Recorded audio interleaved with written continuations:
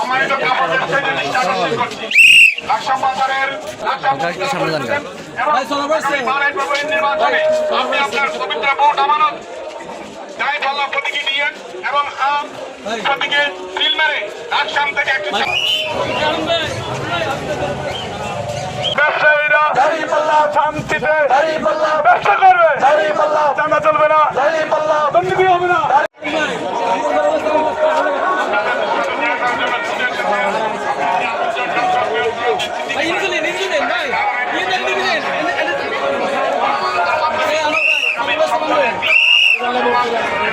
Dale,